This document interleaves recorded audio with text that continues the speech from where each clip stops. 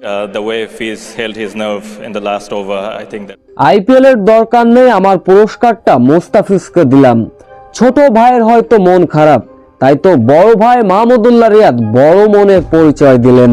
ফিজের অবিশ্বাস্য বোলিং এর জয়, man of the match নির্বাচিত হবার পর নিজের পুরস্কারটা মুস্তাফিজুর রহমানকে দিয়ে আইপিএল প্রসঙ্গ সহ ফিজকে নিয়ে একই মন্তব্য করলেন মাহমুদুল্লাহ রিয়াদ। রিসেন্টলি আইপিএল থেকে বাদ পড়েছেন মুস্তাফিজুর রহমান, তাতে মন খারাপ করে বসে থাকলে ফিজের যে চলে না, কেননা ঘরের মাঠে চলছে বিপিএল। সবকিছু চাপ, সবকিছু দুঃখ ভুলে মুস্তাফিজুর রহমান যেন অনন্যভাবে জ্বলে উঠলেন। এদিন অবশ্য ঢাকা ক্যাপিটালসের বিপক্ষে আগে ব্যাটিং করতে নেমেছিল রংপুর রাইডার্স, যেখানে মাহমুদুল্লাহ রিয়াদ শেষের দিকে হাত খুলে খেলেছেন। 50-তে বড় পুঁজি পেয়েছিল রংপুর রাইডার্স, তবে শেষ ওভারে যখন জয়ের জন্য প্রয়োজন ছিল ঢাকা ক্যাপিটালসের 10 রান, তখনই বল হাতে জ্বলে উঠলেন মুস্তাফিজুর রহমান। মন ভাঙেননি মুস্তাফিজুর রহমান, প্রমাণ করলেন তিনিই সেরা।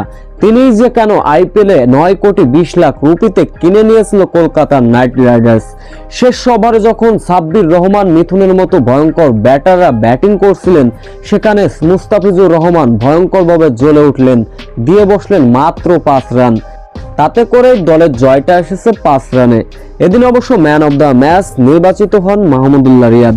সঞ্চালকের প্রশ্ন ছিল, রিসেন্টলি আইপিএল থেকে বাদ পড়েছেন মুস্তাফিজুর রহমান, সে বিষয়ে কি আপনি কিছু বলতে চান? আইপিএল থেকে বাদ পড়েছে মুস্তাফিজুর রহমান, তাতে কোনো সমস্যা নাই।